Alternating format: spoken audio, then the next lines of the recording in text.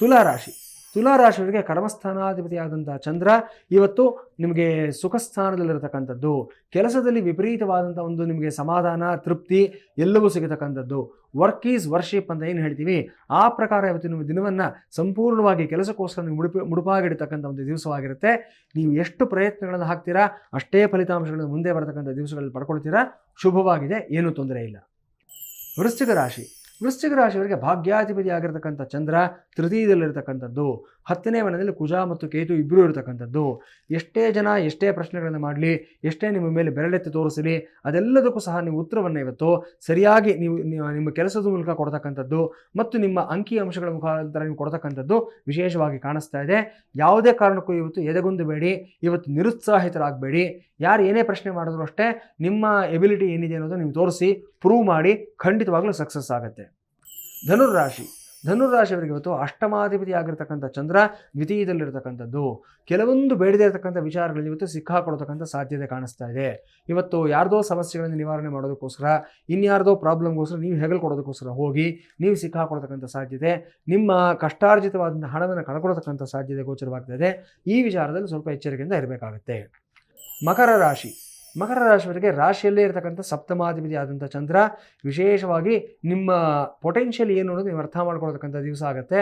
ಮನಸ್ಸು ತುಂಬ ಪ್ರಶಾಂತಮಯವಾಗಿರುತ್ತೆ. ಇವತ್ತು ತುಂಬ ಪ್ರಫುಲ್ಲವಾದಂಥ ಒಂದು ವಾತಾವರಣದಲ್ಲಿ ಇರ್ತೀರಾ ನೀವು. ಎಲ್ಲವೂ ಚೆನ್ನಾಗಿ ಕಾಣಿಸ್ತಾ ಇದೆ. ಜೊತೆಗೆ ನಿಮ್ಮ ಸಂಗಾತಿ, ನಿಮ್ಮ ಒಡನಾಡಿಗಳು, ಮಿತ್ರರು ನಿಮ್ಮ ಮನೋಭಾವವನ್ನು ಪೂರ್ತಿಯಾಗಿ ಅರ್ಥ ಮಾಡ್ಕೊಳ್ತಕ್ಕಂಥ ದಿವಸ. ಅದಕ್ಕೆ ಸರಿಯಾದಂಥ ಒಂದು ಪಾಸಿಟಿವ್ ರೆಸ್ಪಾನ್ಸನ್ನು ಕೊಡ್ತಕ್ಕಂಥ ದಿವಸ ಆಗಿರುತ್ತೆ. ಶುಭವಾಗಿದೆ, ಏನೂ ತೊಂದರೆ ಇಲ್ಲ. ಕುಂಭರಾಶಿ. ಕುಂಭರಾಶಿಯವರಿಗೆ ಷಷ್ಠಾಧಿಪತಿಯಾದಂಥ ಚಂದ್ರ ವೇದದಲ್ಲಿ ಕೂತ್ಕೊಂಡಿರತಕ್ಕಂಥದ್ದು. ತುಂಬ ಜಾಗ್ರತೆಯಿಂದ ಇರಬೇಕಾಗಿರತಕ್ಕಂಥ ದಿವಸ ಇವತ್ತಾಗಿರುತ್ತೆ. ಹಲವಾರು ವಿಚಾರಗಳಲ್ಲಿ ಇವತ್ತು ನಿಮಗೆ ತೊಡಕುಗಳಾಗ್ತಕ್ಕಂಥ ಒಂದು ಸಾಧ್ಯತೆಗಳು. ಅದೇ ಪ್ರಕಾರ ಇವತ್ತು ಸ್ವಲ್ಪ ಮಟ್ಟಿಗೆ ನಿಮ್ಮ ಮನಸ್ಸು ಅಷ್ಟೇ ಇರತಕ್ಕಂಥದ್ದು. ಡಿಸಿಷನ್ ಮೇಕಿಂಗ್ನಲ್ಲಿ ನೀವು ಎಳುವತಕ್ಕಂಥ ಒಂದು ಸಾಧ್ಯತೆ ಎಲ್ಲವೂ ಗೋಚರವಾಗ್ತಾ ಇದೆ. ಇವತ್ತು ಅಮೃತೇಶ್ವರಿ ದೇವಿ ಅನ್ನತಕ್ಕಂಥ ವಿಶೇಷವಾದ ಸ್ವರೂಪದಲ್ಲಿ ಅಮ್ಮನವರ ಆರಾಧನೆಯನ್ನು ಮಾಡಿ ತುಂಬ ಶುಭವಾಗುತ್ತೆ ನಿಮಗೆ. ಕೊನೆಯದಾಗಿ ಮೀನರಾಶಿ. ಸೊ ಮೀನರಾಶಿಯವರಿಗೆ ಇವತ್ತಿನ ದಿವಸ ಪಂಚಮಾಧಿಪತಿಯಾದಂಥ ಚಂದ್ರ ಲಾಭದಲ್ಲಿ ಏಕಾದಶದಲ್ಲಿ ಕೂತ್ಕೊಂಡಿರತಕ್ಕಂಥದ್ದು. ವಿಶೇಷವಾದ ಅನುಕೂಲಗಳನ್ನು ನೀವೇ ಹುಡ್ಕೊಳ್ತೀರಾ. ಇವತ್ತು ಯಾವ ಕೆಲಸಕ್ಕೆ ಕೈ ಹಾಕಿದ್ರೆ ಸಕ್ಸಸ್ ಆಗುತ್ತೆ, ಯಾವುದು ನಿಮಗೆ ಲಾಸ್ ಕೊಡುತ್ತೆ ಅನ್ನತಕ್ಕಂಥದ್ದನ್ನ ಜಡ್ಜ್ಮೆಂಟ್ ಎಬಿಲಿಟಿ ತುಂಬ ಚೆನ್ನಾಗಿರುತ್ತೆ ನಿಮಗೆ. ಅದರಲ್ಲೂ ಸಹ ಏನಾದರೂ ಒಂದು ಸೆಕೆಂಡ್ರಿ ಪ್ರೊಫೆಷನ್, ಒಂದು ಉಪವೃತ್ತಿಯನ್ನು ಶುರು ಮಾಡಬೇಕು ಅಂತ ಅಂದ್ಕೊಂಡಿರ್ತಕ್ಕಂಥವ್ರು ಕಳೆದ 4 ವಾರಗಳಿಂದ ಯೋಚನೆಯನ್ನು ಮಾಡ್ತಾ ಇರ್ತೀರಾ. ಸುಮಾರು ಆಪ್ಷನ್ಸ್ ಎಲ್ಲ ಸಹ ನೀವು ಇವ್ಯಾಲ್ಯೂಯೇಟ್ ಮಾಡಿರ್ತೀರಾ.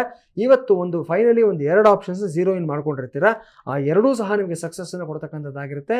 ನಿಮ್ಮ ಬಳಿ 50,000 ರೂಪಾಯಿ ಇದೆ, ಅದನ್ನು ಯಾವುದ್ರಲ್ಲಿ ಇನ್ವೆಸ್ಟ್ ಮಾಡಬೇಕು ಅಂತಂದರೆ ಒಂದರಲ್ಲಿ 30,000 ಇನ್ವೆಸ್ಟ್ ಮಾಡಿ, ಮತ್ತೊಂದರಲ್ಲಿ 20,000 ಇನ್ವೆಸ್ಟ್ ಮಾಡಿ.